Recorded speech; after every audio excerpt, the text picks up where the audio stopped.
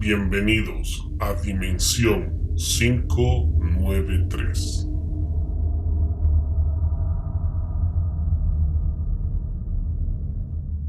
Dimensionados, ¿cómo están? Muy buenos días, buenas tardes o buenas noches, como suele decir Chris.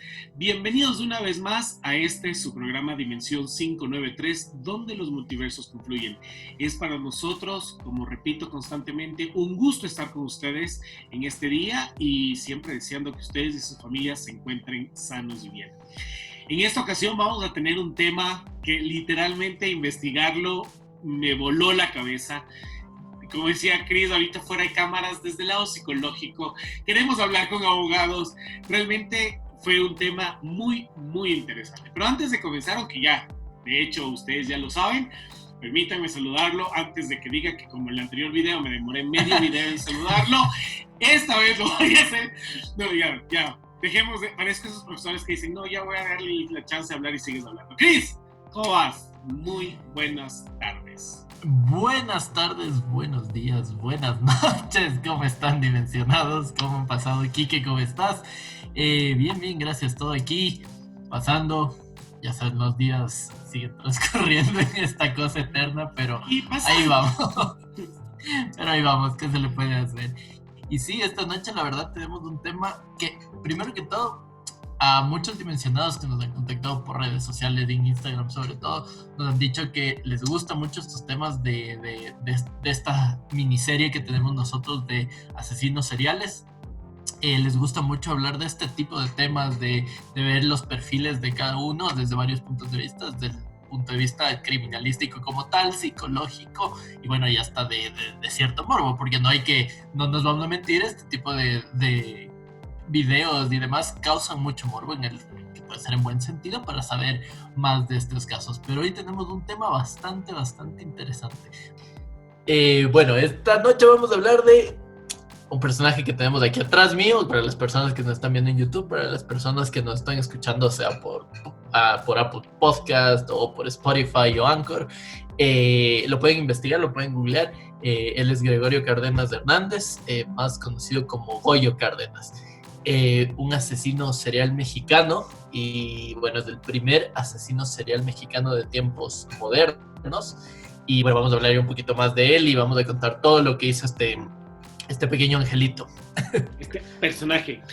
Antes de comenzar, queremos dar las gracias, como siempre, a nuestros auspiciantes, Geek & Funk, un universo de geeks y coleccionistas. Todo lo que ustedes busquen para sus colecciones, ya sea DC, Marvel, Funkos, Harry Potter, todo lo que ustedes busquen, novelas gráficas, cómics, figuras, pues Geek & Funk lo tiene para ustedes. Simplemente tienen que contactarse a los números que les dejamos en la cajita de la descripción o a las redes sociales, cotizar con ellos y ellos pueden conseguirles todas aquellas piezas que les haga falta a tu colección.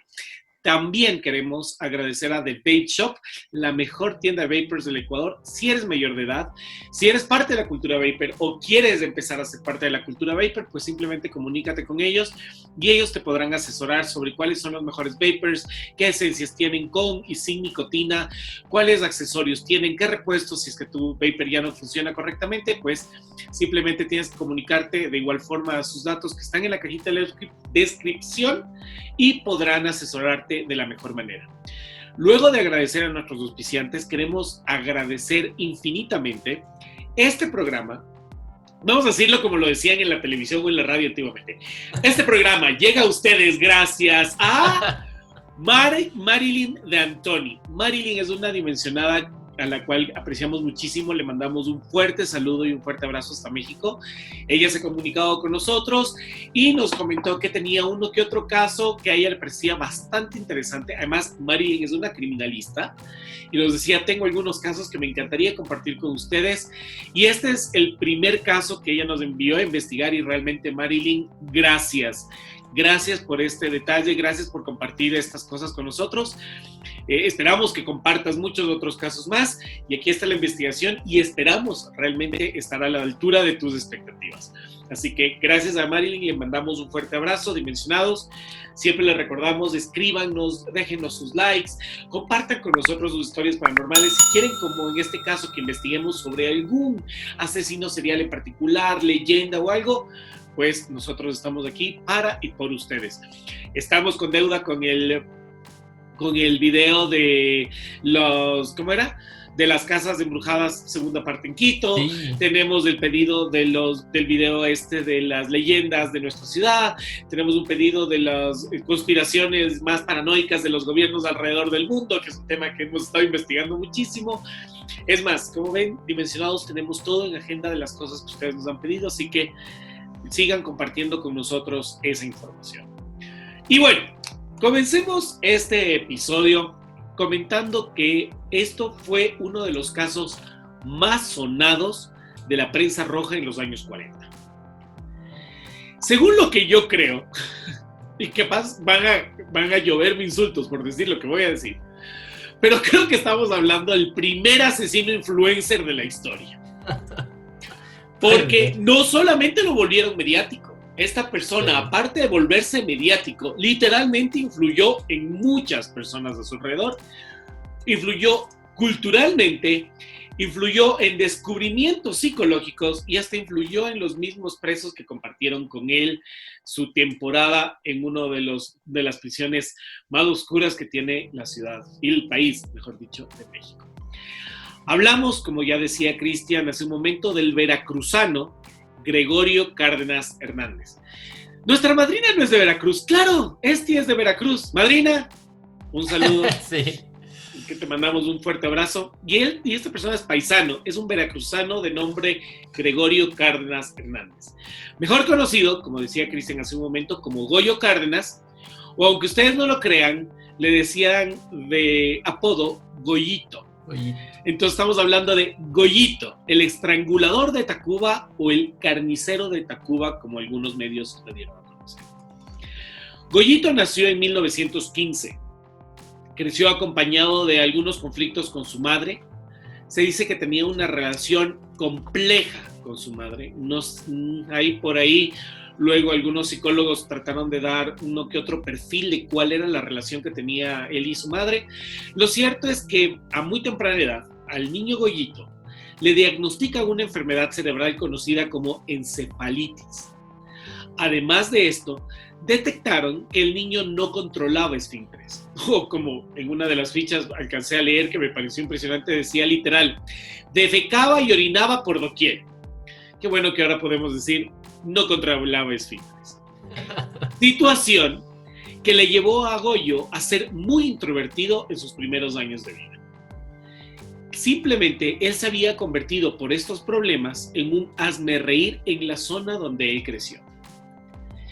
Pese a tener estos peculiares padecimientos, Goyo empezó a generar una tendencia hacia la lectura, las artes, el estudio, y dentro de esto se empezaba a envolver esta vieja, ¿cómo podremos decir? Esta vieja creencia que se dice que los asesinos son personas muy, muy inteligentes. Porque además de desarrollar además de desarrollar de una manera bastante interesante su inteligencia y su aprendizaje y sus modales, también aprendió a desarrollar otras habilidades, quitándole la vida a mascotas de la zona de donde él vivía. Parecía disfrutarlo y no ha quedado de otra. El siguiente paso a eso era empezar a asesinar personas, para lo cual no es que tardó mucho. ¿Sabes qué te cuento que leí? Que aparte de esto, no lo encontré en todos los lugares donde investigué no lo encontré más, solo lo encontré en un lugar, por eso decidí no ponerlo acá, solo lo voy a dejar como comentario. Pero en una de las fichas de él encontré que había un testimonio en el que decían que él había comenzado su vida sexual también muy temprana edad. Se calculaba que él ya había tenido contacto con prostitutas y demás a los 11 años, exactamente. Sí, eso es justo lo que se decía. De hecho, lo que tú dices es más o menos para poner el panorama. Justo nuestra dimensionada que nos mandó este caso era como criminalista y obviamente con los estudios que se tienen también en psicología forense y demás. Ya nos podrán decir psicólogos forenses, psicólogos, psiquiatras y demás que nos están escuchando aquí, justo la encefalitis que fue causa de todo esto que pasó con él, fue el detonante prácticamente para su personalidad, porque justo con lo que tú dices, a causa de esta encefalitis, él dejó de controlar esfínteres, se dice que hasta los 18 años él tenía este problema, prácticamente hasta la edad adulta. Él comenzó justo esto, a torturar animales. Se dice que él compraba los pollitos, los pollitos. Pequeños pollitos estos que no sé si en otros lados, pero aquí en Ecuador ya no es, porque era muy común hace años. Yo me acuerdo cuando yo era niño, que te vendían los pollitos en la calle. O sea, habían personas que se ponían totalmente ilegal, obviamente, pero te vendían pollitos incluso de colores, que me pareció una locura. Y te los vendían, y claro, esos pollitos tú te los llevabas a tu casa y no te duraban ni 2 días. Imagínate, no solo te los vendían, yo no sé si a ti te pasó, pero yo recuerdo de niño haber asistido a un par de fiestas infantiles donde las sorpresas que te daban al final, también quisiera saber si en otros países sucede lo mismo. Acá cuando vas a una fiesta infantil, se acaba la fiesta y además de llevarte lo que recogiste en la piñata, te dan una funda llena de juguetitos de plástico y caramelos y chocolates, que es la sorpresa de la fiesta. Uh-huh. Y en vez de darte los juguetitos y los caramelitos, te daban como sorpresa en una cajita un pollito. No, nunca me dieron el pollito. Yo me acuerdo haber ido a una que me tocó a mí, a mis hermanas le tocaron cientos, y mi papá nos veía y decía, te regresas, devuelves, dices muchas gracias y te vienes, o no vas a llevar un pollo a la casa. Y no nos dejaba tener, hasta que alguna vez, solo recuerdo que entré a la habitación de mi hermana menor. Si la Dani me está oyendo, debes acordarse esto, y encontré algo que saltaba por toda la habitación, y era porque no recuerdo quién le había regalado un conejo conejo de este tamaño, y no, igual mi papá llegó y dijo, vea, ese conejo se me va de esta casa inmediatamente. Y fuimos a dárselo a una vecina, pero era muy, muy tradicional estos pollitos, y efectivamente decía que estos pollitos eran con los que él experimentaba en un inicio. Sí, de hecho se dice que lo que hacía es a los pollitos los ponía en el marco de la puerta, justo donde hay las ¿cómo se me fueron los nombres? ¿Cómo se llaman? Las bisagras. Bueno, eso, gracias, las bisagras, se me fue el nombre. Las bisagras, justo en la parte en esa, que lo ponían los pollitos y cerraban la puerta, pero dicen que cerraba despacio, o sea, no es que cerraba de una, sino que cerraba poco a poco, y así comenzó el torturando animales. O sea, hay una escala. Tienen los perfiles de estos. Sí, hay una escala, no recuerdo de algún doctor en psicología, si los psicólogos de los dimensionados nos están viendo, no los psicólogos, los de los dimensionados. Los psicólogos de los dimensionados. Muchos dimensionados tenemos psicólogos, sino que los psicólogos, los dimensionados que son psicólogos nos están viendo. Recuerden cuál era este médico que hizo como que un patrón de cómo podría convertirse una persona en un asesino serial, y era golpearte en la cabeza o sufrir algún problema en la cabeza, no controlar esfínteres, tener problemas con tu madre y efectivamente torturar animales. Entonces, si cumplías de esos 4, creo que son 4 o 5, automáticamente tú podías desarrollar. Sí, son 4, me parece, creo que es McDowell, algo así, no estoy muy seguro. Los McDonald's, son psicólogos. McDonald's, creo que es McDonald's, ajá. El doctor McDonald's, sí, es verdad. Ajá. Ya sí, sé por qué lo recuerdo. Sí, él dio estos parámetros de los asesinos, de cómo ser un asesino, y bueno, Goyito cumplía todos. O sea, Goyito no era Ronald McDonald, no, era un doctor. no creo. No sé cómo se llamaba el doctor, pero era el doctor McDonald. Esperemos que no se llame Ronald. Ok. A pesar de todo esto, Goyo fue un destacado estudiante en Ciencias Químicas de la Universidad Nacional de México. Tanto es así que Petróleos Mexicanos, Pemex, le otorgó una beca, con la cual pudo independizarse, rentó un lugar para vivir en el centro histórico de la Ciudad de México, más o menos en Mar del Norte 20, en Tacuba. De lo que se sabe después, Goyo no tuvo una novia formal nunca. No. Porque en algunas declaraciones que él da, siempre él alega que fue muy tímido. Entonces, la única manera de encontrarse con mujeres y de satisfacer sus necesidades, en este caso, era la contratación de servicios de sexo servidor, bueno, contratación de servicios de prostitutas. Y es ahí donde empieza a tejerse esta historia del famoso estrangulador de Tacuba.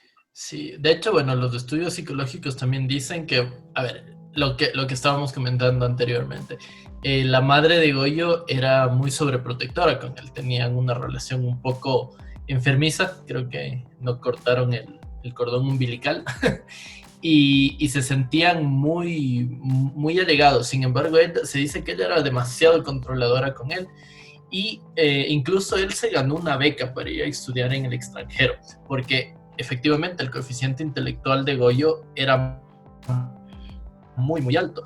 De hecho, bueno, ya vamos a hablar después, pero él cuando ya pasó todo y estuvo interno, estudió como 20.000 carreras, tenía muy buenas notas, ajá, y también se dice que él era uno de los, hasta la fecha se dice que es uno de los 10 mexicanos más inteligentes que han existido.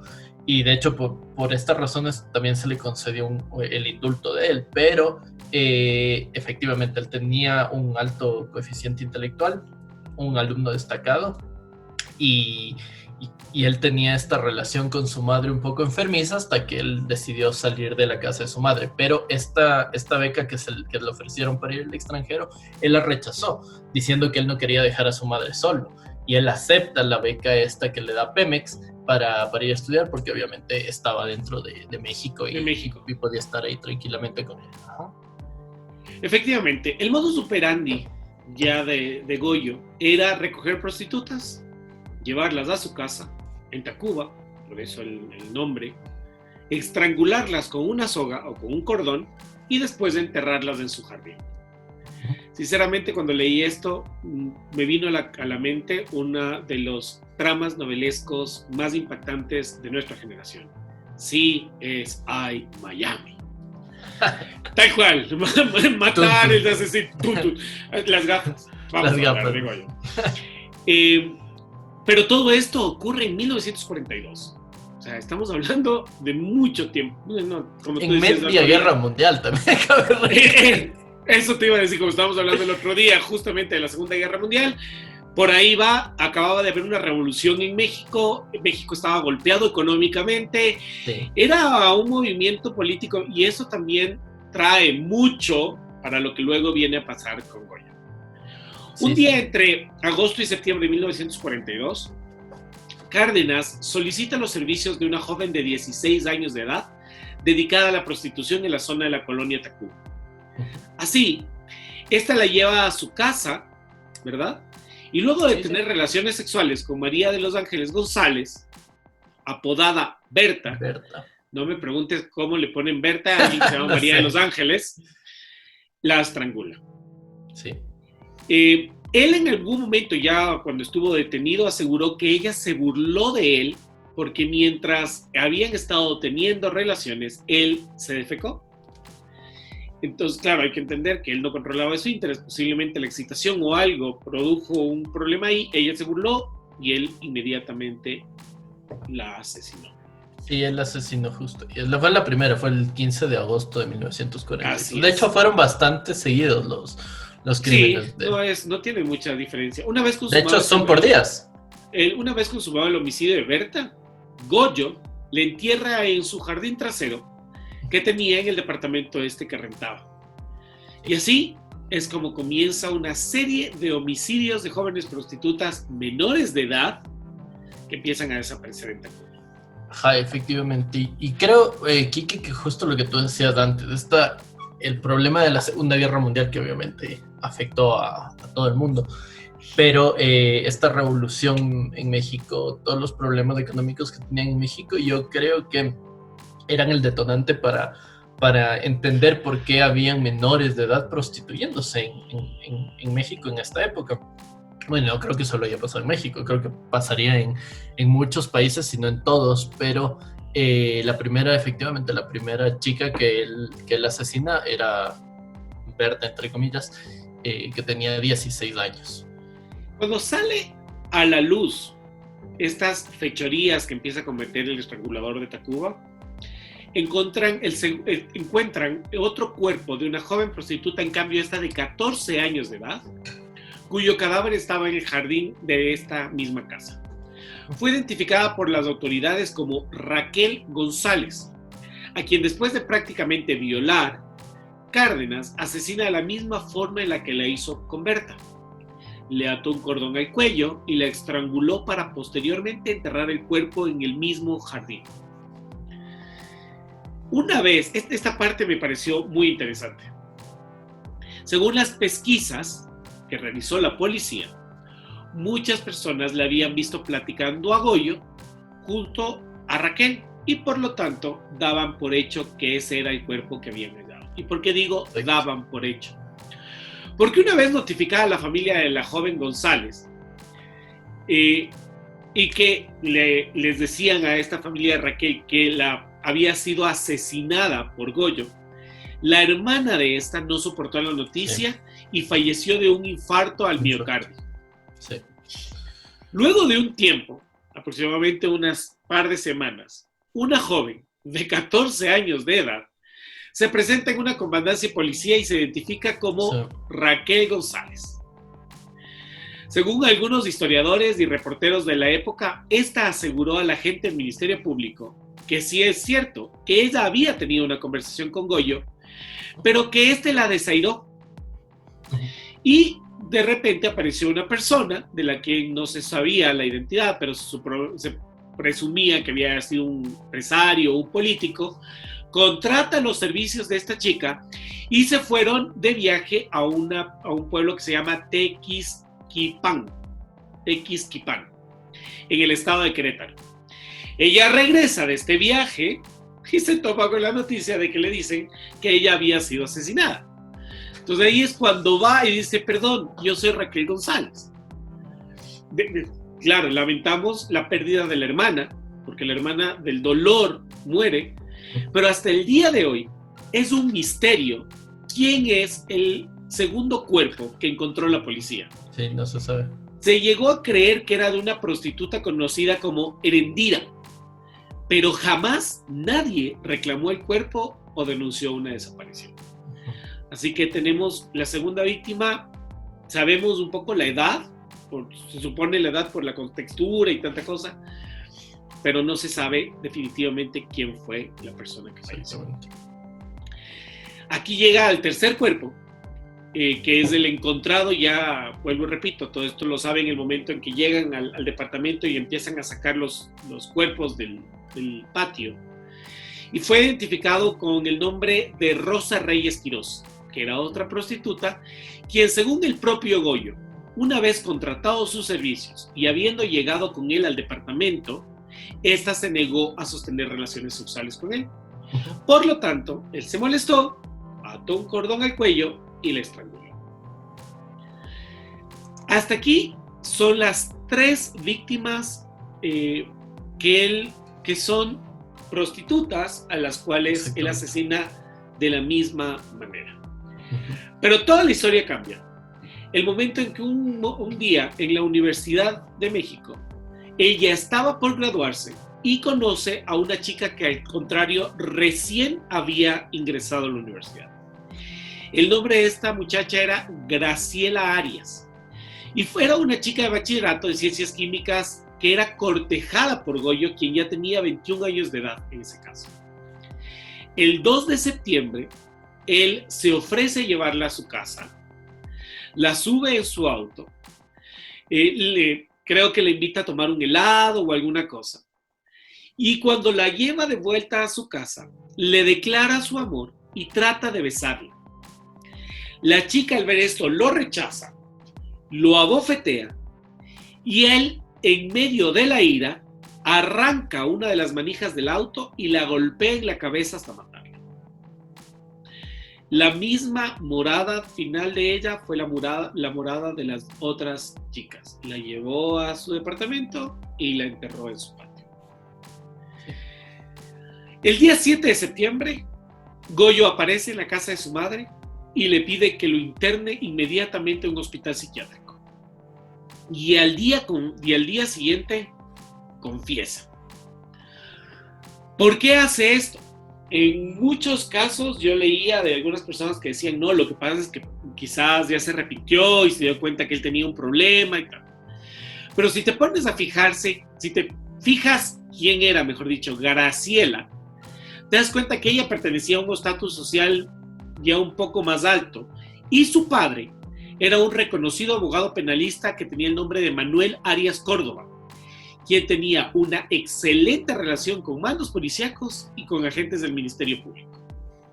Y obviamente, el momento en que él se da cuenta que su hija no aparece, las pesquisas comienzan.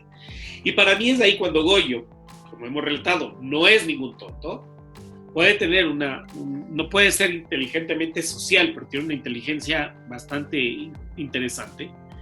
Y digo no puede, porque más adelante también demuestra tener una inteligencia social. Él, para mí en ese momento se le ocurre la idea de, ok, para evitarme todos estos problemas, lo mejor que puedo hacer es declararme que estoy loco. Exacto. Él va al manicomio, pero el rato que confiesa llega la policía y le dice, no, señor, nos fuimos de aquí. Sí. Y es encarcelado y con la presión de la policía él termina confesando todos sus crímenes.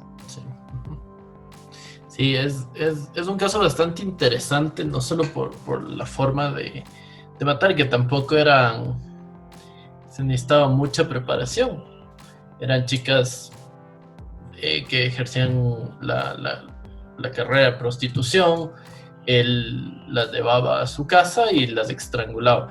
Y justo lo que tú dices, la última víctima prácticamente de él, que bueno, que se tiene en certeza que fueron estas 4 chicas. Sin embargo, se dice que hay 12 más.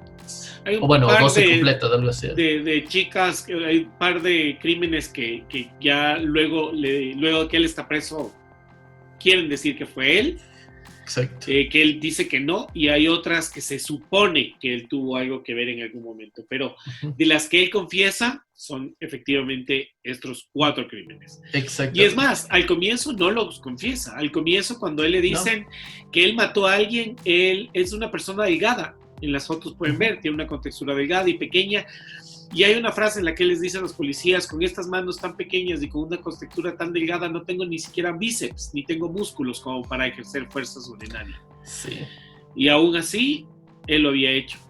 Sí, y sin embargo, perdóname, te corté. Tranquilo. Justo te iba a decir que sin embargo, cuando él, como tú dices, se lo lleva, porque él estaba en el manicomio, estaba recibiendo tratamiento en los pocos días que estuvo ahí, me parece, y después de esto llega la policía, se le hace la investigación y se lo llevan, le hacen el interrogatorio y él es donde él se desmorona en el interrogatorio de la policía. Pero la forma de confesión de él fue bastante peculiar, porque él dice, bueno, sí, ya, yo lo hice y yo voy a dar mi confesión por escrito. Y él pide una máquina de escribir y comienza a redactar las muertes de cada una, comienza a poner todo. Y bueno, se dice que en estos escritos es bastante incluso novelesco, como él cuenta las cosas de que le han pasado, qué es lo que hizo y demás. Y bueno, la forma de él confesarse, y bueno, obviamente por esto se lo recluyó directamente. Después de esto ya se lo llevó a la cárcel.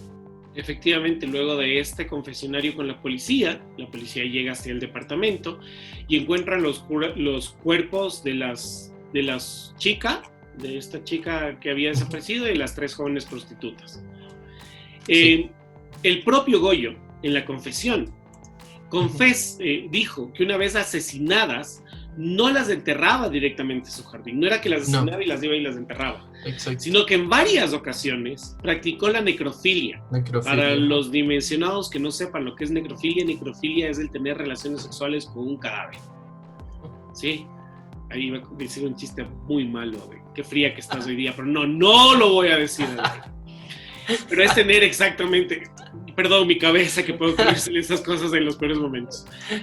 Deja reírte. En varias ocasiones, él practicó la necrofilia justamente con estas chicas e incluso trató de hacer experimentos con los cuerpos, inyectándoles diversas sustancias colorantes para tratar de que jamás fueran identificados. Sin embargo, no sé, esto es interesante porque se dice que él les inyectaba este tipo de cosas, pero cuando se hicieron los estudios respectivos de cada cuerpo, no se encontraron ningún indicio de que fuesen inyectadas. Es bastante extraño esto. Recuerda lo que tú acabas de decir. Ojo que una cosa son las confesiones de él y otra son las cosas que realmente encuentran.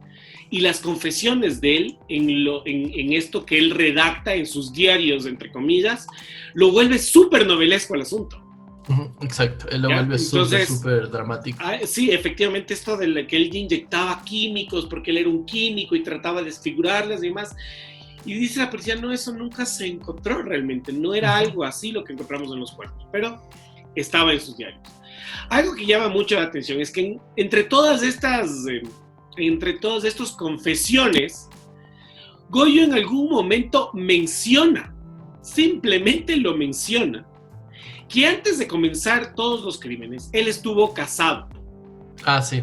Pero que el matrimonio fue muy corto, porque encontró a su esposa siéndole infiel y de ahí, según las palabras de Goyo, nació un odio desmedido contra las mujeres. Sí. No sé. Sí. A ver, me gustaría... caso... Estuve un poco buscando a ver si había la papeleta, si encontraron los registros de él, si él estuvo casado. No, lamentablemente me fui por otros lados en la investigación y no pude concretar esto, pero si no hay realmente los registros de eso, a mí sí me suena también a un justificativo. No, pero supuestamente lo que pasó fue que él se acostó con una menor y lo que se dice es que la dejó embarazada. El padre de la menor se entera y literalmente va y le dice: te casas. Deshonraste a mi hija, te casas. Y de hecho se lo metió preso, pero como él accedió a casarse, él dijo, bueno, está bien, me caso. Ok. Lo quitaron, me imagino que ellos quitaron la denuncia. Además, él sale de la cárcel, se casa con esta chica efectivamente, y al siguiente día de él salir de la cárcel y casarse con ella, la hace abortar. Y él se va, y la deja, la abandona y se va. O sea, y literalmente se fue y desapareció de la vida de él. Y de ahí es justo lo que efectivamente lo que tú dices, que él dice que él desde ese momento, él nace ese odio desmesurado hacia las mujeres. De hecho, en términos de ahora, de este tiempo que estaban bastante en boga, era un feminicida. O sea, todos los crímenes que cometió fueron feminicidios. Entonces... femicidios. O sea, hay que estudiar mucho este tipo de casos. Son bastante interesantes, la verdad. La vida de Goyo fue bastante interesante. El estrangulador de Tacuba, Goyito, fue recluido en la cárcel más grande de México, el Palacio Negro de Lecumberri, que algún momento debemos trabajar de eso, porque dicen que ese lugar tiene todas las historias del mundo. Era una prisión construida desde los tiempos de Porfiriato, en la cual estaban los asesinos más desalmados, pero a la vez también estaban las personas más inocentes, las que simplemente no habían contado cómo pagar un abogado o no habían podido demostrar su inocencia, e incluso no había ni siquiera registro o nombres de investigaciones en su contra, pero estaban recluidos ahí. La sociedad en general tenía esta idea de que con la llegada de Goyo a Lecumberri, iba a ser ajusticiado. Lo que muchas veces sucede, ¿no? Cuando nos enteramos de casos de violadores y demás, se sabe que hay una cierta ley en la cárcel en la cual un violador de mujeres, un asesino de menores, llega y son los mismos precios quienes lo ajustician o terminan acabando con su vida. Pero, en este caso, no fue de esa manera. Al contrario, nunca fue ni siquiera golpeado ni torturado. Se convirtió en un excelso prisionero, querido, admirado, incluso hasta por las autoridades carcelarias.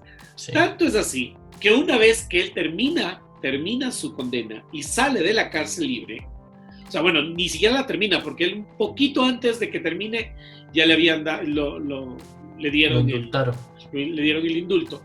Lo indultaron y le dijeron, ve, no, mal chiste, ya ves, te dije que hoy día no me digan, me van a contar unos chistes. El día, un poco tiempo antes de que lo indulten, él ya salía. Pero Dicen que una vez que salió, él regresaba a Lecumberri a jugar ajedrez, a tomarse un café con las autoridades de la cárcel, porque él ya se había acostumbrado a estar ahí dentro. Sí. ¿Sí? En un tiempo, durante esta época que estuvo en Lecumberri, más o menos él estuvo 34 años, porque cuando él entró se hizo pasar por loco, entonces volvió, luego se volvió a ir, luego volvió, ya les voy a contar un poquito de eso, de todo lo que pasó durante su tiempo en Lecumberri. Él estuvo encarcelado 34 años. Que aquí Marilyn nos comentaba algo muy simpático y ella nos hacía caer en cuenta de que si él se confesaba, el momento en el que lo tomaron preso, él se confesaba y entraba a la cárcel, únicamente hubiera tenido que estar preso 20 años. 20. Porque en esos momentos era la pena que le hubieran dado y nada más. Pero por este juego de declararse loco, de que no, de que estoy bien, de que me voy, de que vuelvo, de que regreso, pasaron 34 años preso. En estos tiempos, él en un momento fue trasladado al manicomio de la Castañeda. Fue llevado allá y ahí empezaron a practicarle ciertos experimentos, porque como tú dices, era en este momento el primer asesino serial que México tenía. Y querían saber cómo era, cómo pensaba, si lo podían curar, si había alguna forma de quitarle todo lo que él era. Y al permitir que haga estos experimentos con él y al decir que él tenía un trastorno, lo trasladan al manicomio de la Castañeda y en este lugar él tenía una vida totalmente privilegiada. 5 años ya habían transcurrido desde los asesinatos cometidos por Gregorio Cárdenas. Llegaba el fin de año y de repente se esparció una alarma única en todo México. El estrangulador de Tacuba, aquel que había asesinado a estas chicas, aquel que se creía que estaba loco, había escapado del manicomio. Wal Houdini simplemente se había ido con toda tranquilidad del lugar donde él estaba. En la Castañeda, Goyo no se la pasaba tan mal. Había sido declarado esquizofrénico y culpable de 4 asesinatos. Durante este tiempo estudió piano y le gustaba tocar piezas de Chopin para sus compañeros internos. Perdón, me van a corregir algunos dimensionados. Le gustaba tocar piezas de Chopin para Gracias, sus compañeros internos. Daba clases de taquigrafía a algunas internas y tras la fuga corrió el rumor de que incluso intentaba enamorar a algunas de sus alumnas. Sí. Se ganaba un dinero operando la tiendita del manicomio y ahí estaba el estrangulador vendiendo comestibles como si lo haría cualquier emprendedor puertas afuera. Sí. Cárdenas también tenía una mascota, un pequeño gato que entró en una fuerte inquietud corriendo y saltando por la celda de su dueño en cuanto se dio cuenta que éste se había marchado. Hasta un secretario particular tenía Goyo.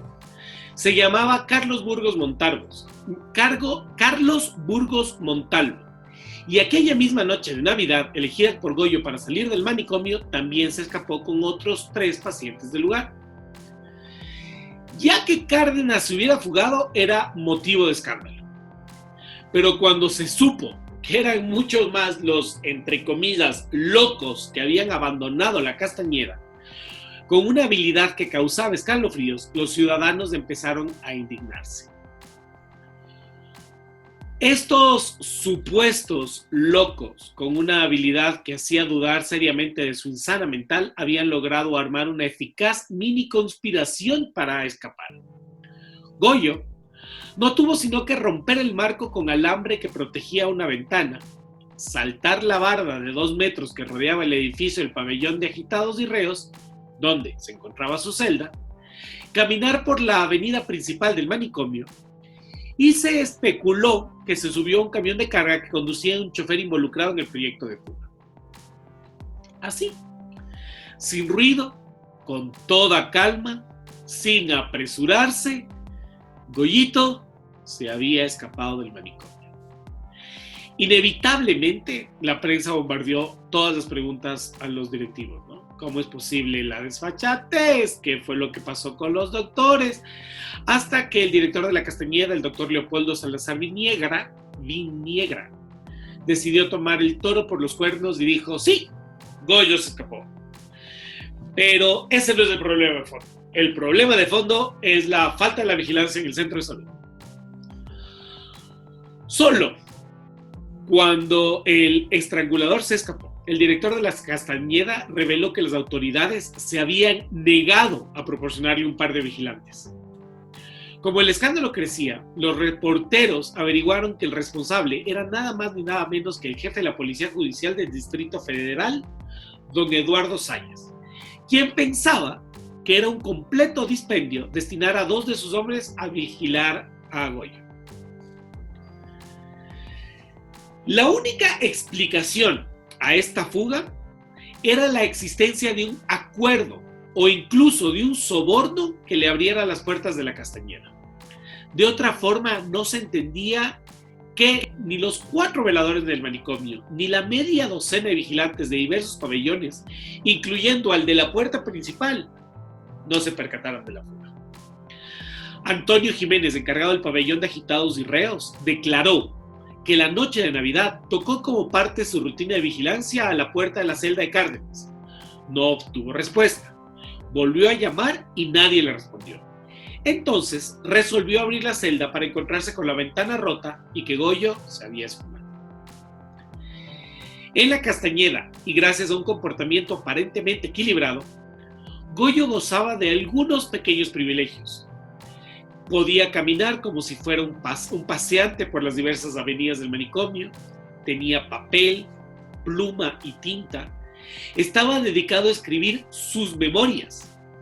En el barullo de 1947, alguien alcanzó a recordar que unos meses antes, Goyo había dicho con completa despreocupación: yo me fugaré algún día y no me encontrarán, pero prometo que desde mi escondite mandaré noticias a los periódicos. Su secretario particular, Carlos Burgos, se escapó de modo extravagante.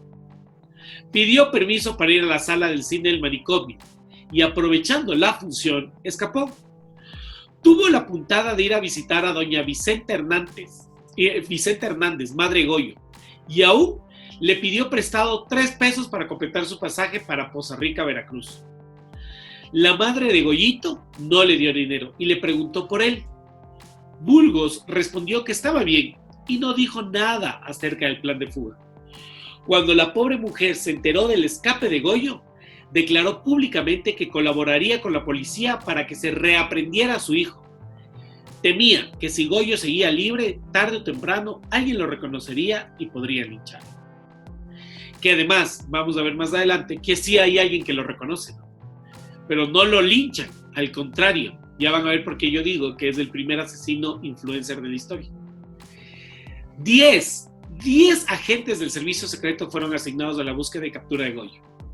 Pero no fueron ellos, sino agentes de la policía bancaria e industrial quienes dieron con él. Presentado ante el jefe de la policía, el general Jorge Grajales, Goyo confesó con un desparpajo que él no se había escapado. Simplemente se había tomado unas vacaciones,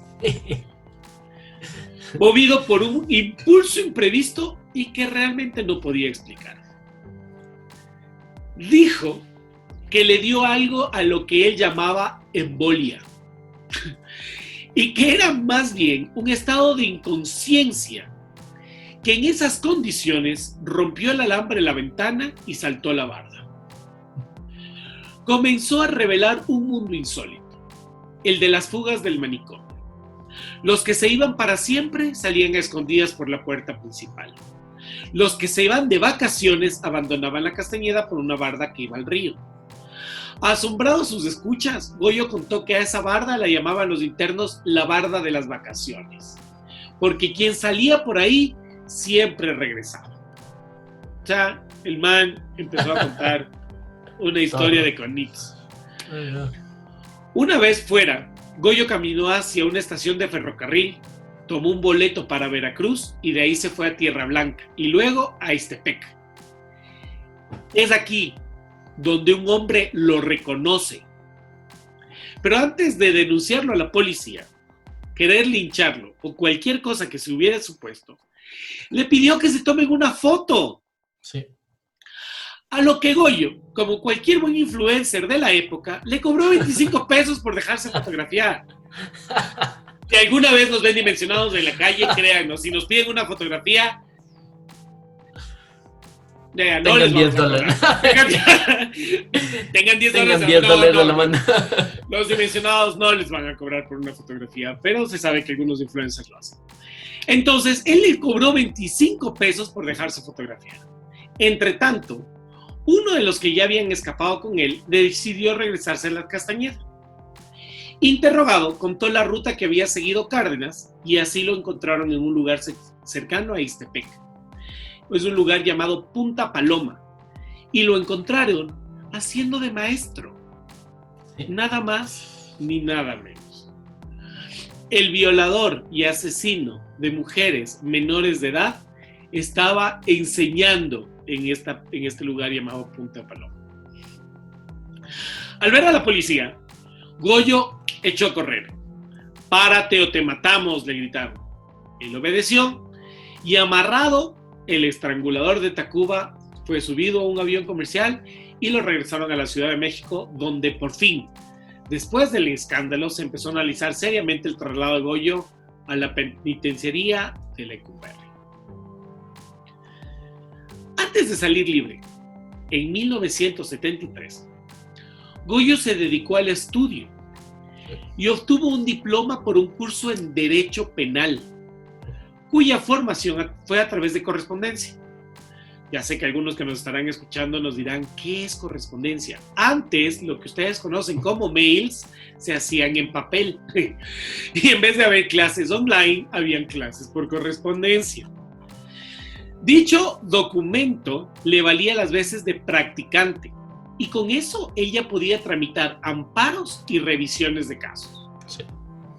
Comenzó a defender jurídicamente a muchos presos que estaban con él en Lecumberri y a quien él consideraba inocente, pues sabía que muchos de esos, realmente una gran mayoría, como les dije hace un momento, no habían podido enfrentar un juicio justo o algunos no tenían dinero para poder contratar un abogado. Algunas personas mencionan que Goyo logró la libertad de muchos de estos presos. Sí. Y no les cobraba nada tampoco. Ajá. Hasta que el gobierno ordenó el cierre de Lecumberri. Estando en la cárcel, Goyo se casó con Gerarda Valdés Huicas, quien adoptó el primer apellido de su esposo luego del casamiento. Incluso tuvo 5 hijos con ella. Y el 18 de agosto de 1976, Goyo cumplió su condena y fue puesto en libertad, según lo dice un reportero de nombre Guillermo Ledesma del diario El Universal. Goyo tuvo 5 hijos con esta señora. Son Miguel Ángel, Julio César, Gustavo, Marcos y Guadalupe, todos de apellido Cárdenas Valdés.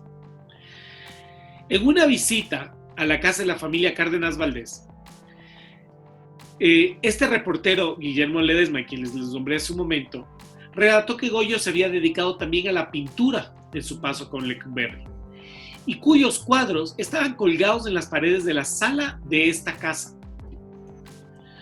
Fue tal la insistencia de personajes de la política que pretendían usar a Goyo, que intercedieron con el mismísimo presidente de la República, en ese momento el licenciado Luis Echeverría Álvarez, para que le otorguen el llamado indulto presidencial, cuyo documento es firmado por el presidente para ordenar la liberación de un preso, como si haber asesinado a 4 mujeres de sangre fría fuese simplemente un error gubernamental. Tras los 34 años de prisión, la mayoría de ellos en el Palacio Negro de Lecumberri, Goyo Cárdenas fue absuelto de los delitos que cometió y simplemente fue dejado en libertad. Sí. Una vez libre y ejerciendo la abogacía, el entonces secretario de la Gobernación del gobierno del presidente Luis Echeverría Álvarez, el licenciado Mario Moya Palencia, invitó de propia voz y mano a Gregorio Cárdenas de Hernández a emitir un discurso en la Cámara de Diputados. Pues el caso de Goyo era considerado como un verdadero ejemplo de la reintegración de los presos a la sociedad y de su rehabilitación.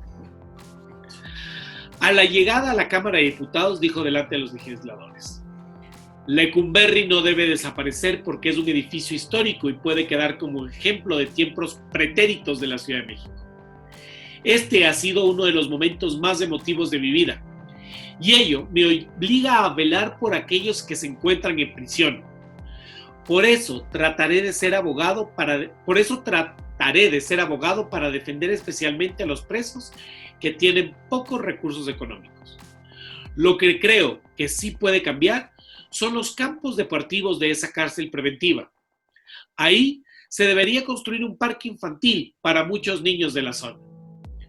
Yo que he vivido durante 34 años dentro de prisión y que conozco las inquietudes de los que por algún motivo están ahí, veo con mucha simpatía este tipo de beneficios que, como lo explico el licenciado Moya Palencia, emanan de la revolución.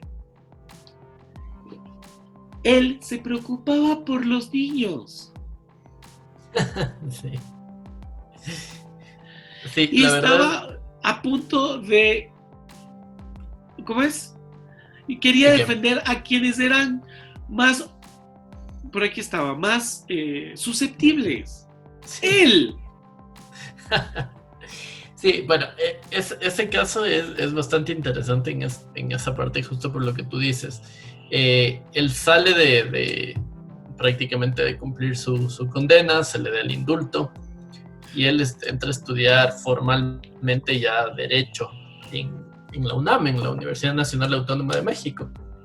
Y se gradúa bastante bien, se titula como abogado en el 82 y justo lo que tú dices, él se preocupaba por los más afligidos en cierto punto, e incluso la tesis de él se llamó Insuficiencia de nuestra legislación en la imputabilidad por ausencia o disminución de capacidad mental.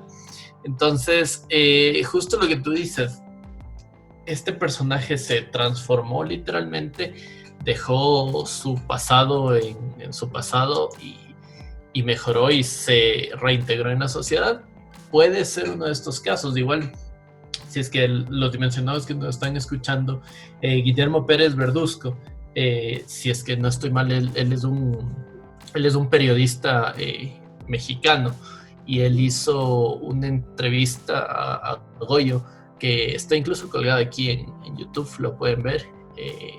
La entrevista que él le hace a Goyo ya es cuando él está mayor, ya es una persona mayor, ya es una persona que incluso cuando uno lo ve hablar con Pérez Verduzco, es un entrevistado muy inteligente, responde muy bien las preguntas, tienen un seguimiento bastante bueno de todo esto, y justo le entrevistan porque Goyo fue el recluso que estuvo más tiempo en Lecumberri. Él estuvo un montón de tiempo ahí y estuvo muchos años. Él conocía todo lo que pasaba, justo lo que nos estaba comentando aquí, que es una entrevista bastante interesante. Si es que les gustó este caso y demás, deberían ver esa entrevista, me parece muy interesante, yo la vi. Y se pueden ver muchas cosas desde el punto de vista psicológico de él, incluso desde el punto de vista de lo que está mencionando aquí, que él comenzó a preocuparse literalmente de las personas que estaban en una situación un poco crítica y comenzó a ayudar, comenzó a intentar integrarse desde otro punto. Pero es bastante interesante y bastante raro también lo que nos está mencionando ahorita el Quique, que dice, pero ¿por qué se preocupaba de los niños? Justo él, esta persona que asesinó literalmente a 3 niñas. 4 niñas. Y la cuarta. Según el doctor Quirós Cuarón, el doctor Quirós Cuarón es como el primer criminalista de México, es un doctor que estudia todo el tema de criminales, es el pionero de esta rama en México. En su libro de edición de autor, El estrangulador de mujeres, en donde daba cuenta de los experimentos psicológicos, que estos eran los experimentos que habían hecho con Goyo, eran electroshocks, algunos otros tipos de experimentos, Goyo tenía una vida secreta. Le gustaba vestirse de mujer. Muchas fotos se encontraron luego de que la policía allanó su domicilio en Tacuba. Esas fotos fueron celosamente guardadas, pero muestran a otro Goyo Cárdenas. Es un Goyo Cárdenas totalmente desconocido para las personas que luego en algún momento terminaron hasta admirándolo por todo lo mediático que él se convirtió. Se hablaba mucho de que su personalidad era neurótica evolutiva, tenía tendencias homosexuales, narcisismo y erotismo sádico, más un rumbo esquizoparanoico sin retorno. Entre todo esto tumulto, entre todas estas vidas que él llevaba, en la cárcel él termina escribiendo algunos libros. Entre ellos están La celda 16, Pabellón de los locos, Adiós Lecumberri, Campo de concentración y una mente turbulenta. Son todas las obras de él. Es con la venta de estos libros con las que él, desde la cárcel, puede mantener a su esposa y a sus hijos. Es a la edad de 84 años, cuando Gregorio Cárdenas de Hernández fallece derivado de complicaciones renales en la ciudad de Los Ángeles, California. En esta ciudad vivió los últimos años acompañado de su esposa y algunos de sus hijos y nietos.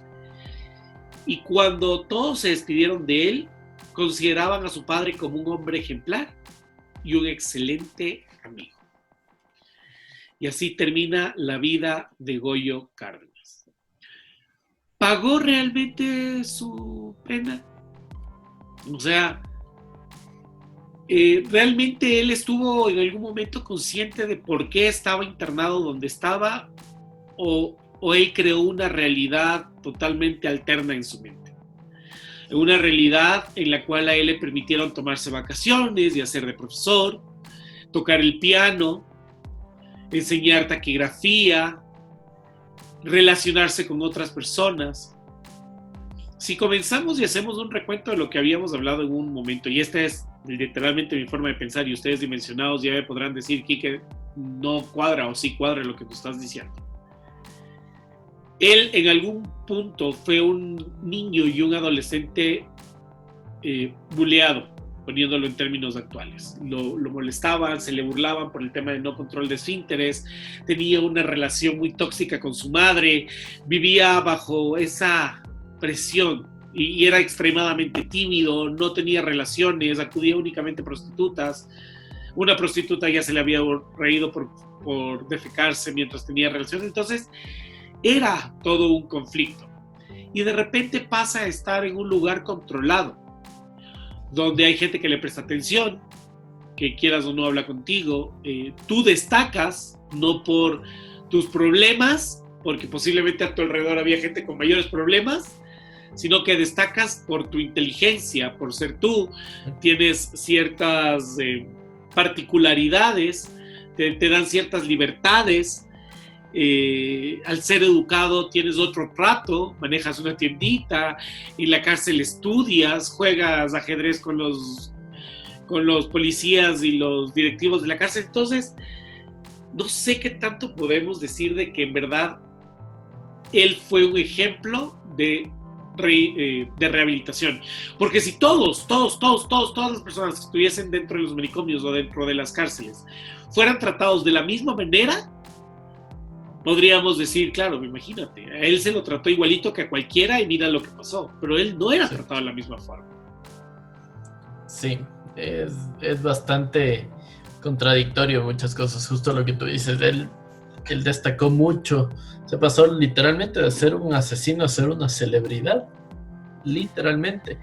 Y es algo que si es que te lo pones desde un punto de vista muy, muy humanitario y demás, que él se haya dedicado a mejorar, digámoslo de alguna manera, así se podría ver.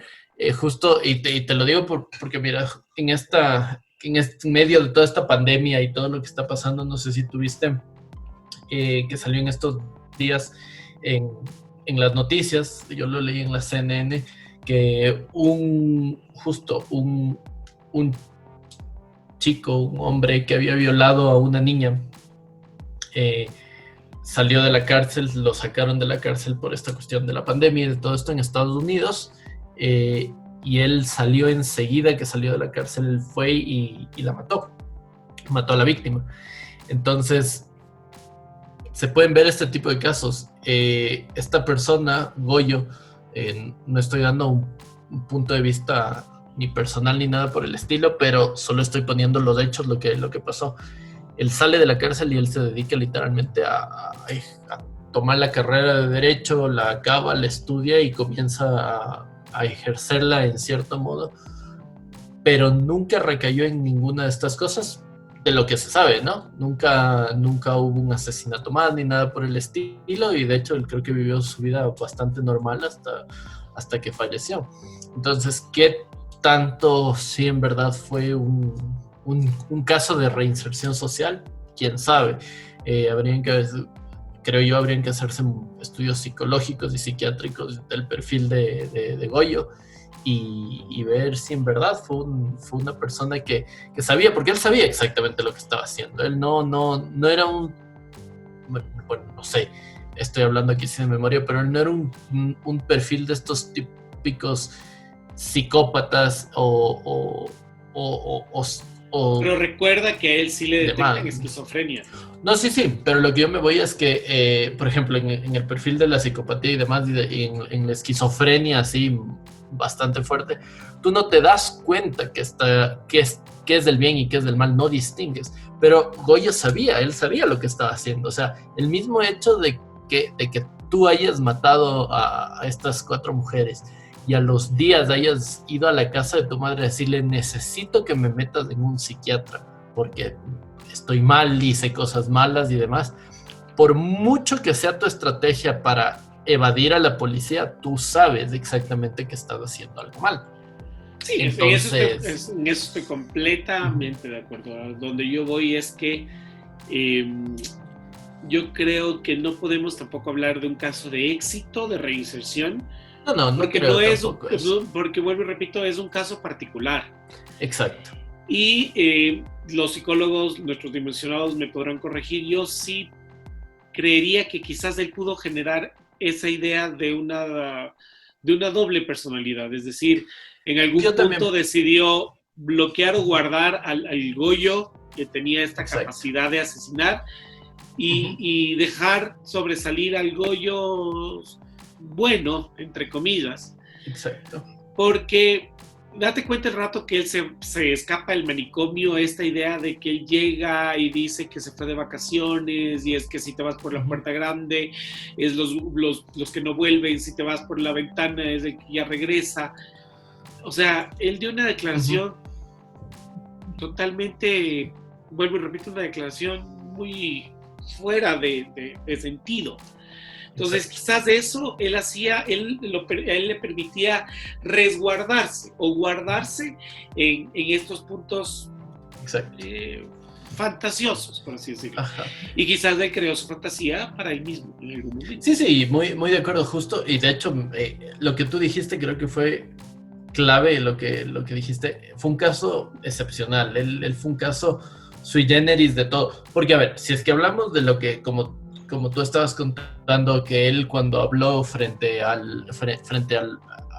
prácticamente a la crema innata de la política en México, y él dice que Lecumberri no se debería cerrar y demás, ellos lo llevan a Goyo para literalmente, políticamente decir: miren, reinsertamos a este individuo socialmente, él está bien y demás. Pero si es que justo lo que yo te estaba diciendo, si tú te ves de esta entrevista que hizo Pérez Verduzco a Goyo, ellos no están hablando de Goyo como tal, ellos hablan de Lecumberri. La entrevista va guiada de Lecumberri y lo llevan a Goyo porque él fue el recluso más antiguo de Lecumberri. Y Goyo cuenta en esta entrevista y dice: no, Lecumberri era un lugar donde todo lo peor se aprendía. donde era una escuela prácticamente de maleantes. Llegaban ahí adentro y ellos aprendían a robar. Incluso él contaba en un punto, él decía que había un recluso que daba clases a los otros reclusos de cómo robar y les cobraba semanalmente un fee y les decía, a ver, les voy a dar ahora clases de cómo robar autos, de cómo robar esto, de cómo robar este tipo de cosas. Y él mismo dice que la policía, bueno, los guardias de Lecumberri eran completamente dañados en muchos aspectos, que llegaban los presos y les decían, oye, necesitas protección, y ellos decían, ¿protección de qué? Me tienes que, págame un fee semanal. No. Era como que, págame un fee semanal para nosotros protegerte. Y los presos decían, ¿pero protegerme de qué? Si aquí yo no necesito, yo no voy a pagar. Y los mismos guardias mandaban a personas que tenían ellos contratados para golpearlos a estos presos. Y cuando los golpeaban, se acercaban y les decían, oye, ¿ves que necesitas protección? Poniéndolos en palabras actuales de nuestro país, mi gente se te va a acercar. Literalmente. Mi gente se te va a acercar. Los ecuatorianos me entienden de lo que estoy hablando. Pregúntenos por interno si quieren saber el chiste que acabamos de contar. O sea, de hecho, justo como tú te das cuenta, o sea, no, para mí tampoco es un caso de reinserción desde muchísimos puntos de vista, desde este punto principalmente, porque la reinserción social desde la parte legal es justo eso, es que el centro donde tú estés ingresado por haber cometido un delito te facilite las vías para tú reinsertarte a la sociedad. Y yo no creo que Lecumberri era las vías. Exacto, o sea, no era este sitio. Él lo hizo porque no sé si se dio cuenta, no sé si él quiso cambiar su vida desde... ¿Quién sabe? ¿Quién sabe? No sé. Insisto, por eso te decía que creo que se debería hacer un estudio profundo de esto psicológicamente hablando, pero ¿quién sabe desde dónde ese Quique? ¿Qué estás haciendo? ¿Estás sacando el bate, el Quique? Sí, perdón. Por favor, Quique. Yo normalmente necesito hablar mientras juego con algo y acabo de desarmar una cosa, lo siento. Acaba de desarmar el batón que tiene. Pero eso te comento, o sea, no sé. Pero, sin embargo, sin lugar a dudas, Goyo Cárdenas, Goyito. Este personaje, Gregorio Cárdenas, es uno de los personajes muy interesantes que se nos han presentado a nosotros para estudiar. Desde aquí mandamos nuevamente saludos a nuestra dimensionada que nos hizo llegar Marilyn, a Marilyn, gracias. Sí. Desde aquí mandamos a Marilyn un fuerte abrazo, gracias por enviarnos, síguenos mandando por favor temas que te gusten. Fue un tema muy interesante, insisto, las personas que les gusta escuchar esta sección de asesinos seriales y demás, que incluso el día de ayer estaba justo yo contestando unos mensajes en Instagram, que justo nos estaba preguntando, otra dimensionada, nos decía, oiga, ¿para cuándo los de asesinos seriales? Y le estaba comentando, son casos muy interesantes para estudiar. Son casos que no vienen solo desde, como comencé diciendo yo, desde el morbo de los asesinos y demás, sino desde el punto de vista desde muchas cosas, la forma en que planeaban, la forma en que se ejecutaron los crímenes y la forma en que estos personajes fueron variando en su vida desde el primero que hicimos nosotros, Jack el Destripador, que nadie sabe quién fue, hasta la fecha se especula, hasta casos como este de Goyo que... no, el asesino del Zodíaco también es... A ver, hay algunos asesinos que no saben, el del Zodíaco, Jack, el del Tylenol, nunca se llegaron a saber. Bueno, ya vamos a ir trabajando en esos casos, es interesante. Pero literalmente fue un caso muy interesante para compartirlo. Creo que fue un caso que se debe estudiar desde muchos aspectos y muchos puntos de vista, como decíamos, legal, psicológico y demás. Inclusive yo lo utilizaría como un caso político, es decir, eso de utilizar a un preso con esas características para poder catapultarte políticamente, para poder demostrar que un cambio legal que tú estás impulsando es necesario. Es un juego político en ese sentido. Efectivamente. Creo que hasta aquí podemos dejar nuestro episodio de Goyo Cárdenas. Ya son 21 años que se recuerda la fecha de fallecimiento de él y todavía la gente todavía tiene fresca la gente, mucho más en México, sobre la historia de este personaje.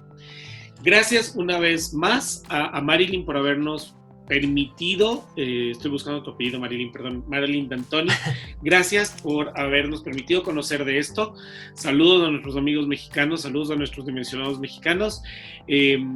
Por favor, síganos compartiendo sus historias, cuéntenos de otros países. Tenemos una historia desde Argentina que lo estamos investigando, que es la historia del hombre gato argentino. También nos está llamando mucho la atención.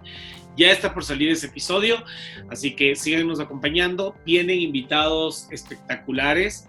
Tenemos unos invitados geniales agendados para Dimensión.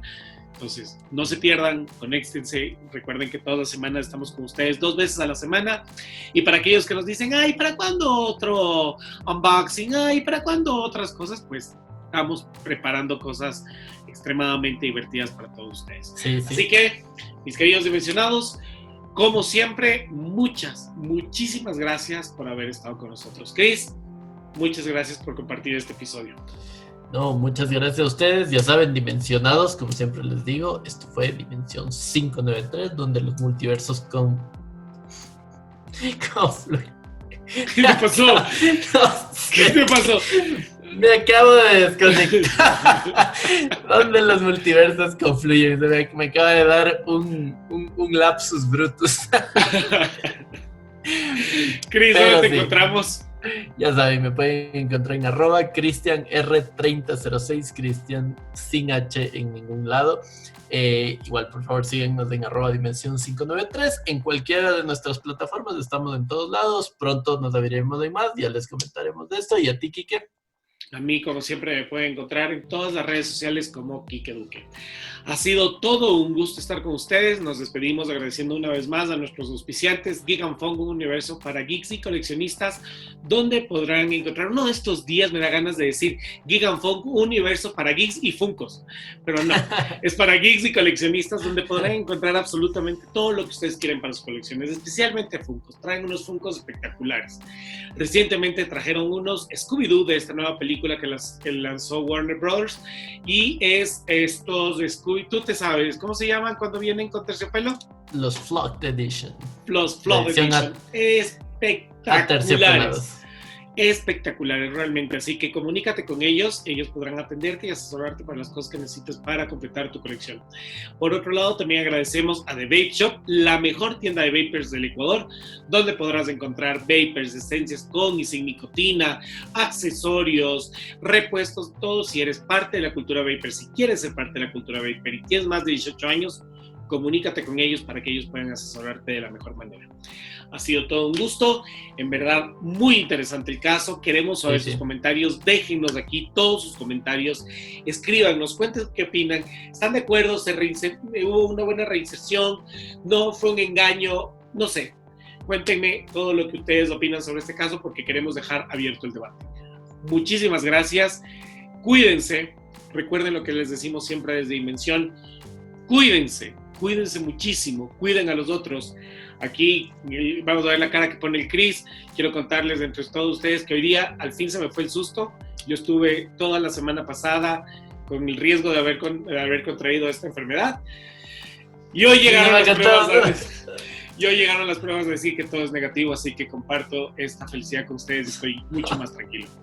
Pero para que no tengan esos sustos, cuídense muchísimo, cuiden a los suyos. Y desde aquí les deseamos que esta vez descansen en paz. Que me les vaya muy bien dimensionados. Hasta la próxima. Cuídense. Adiós.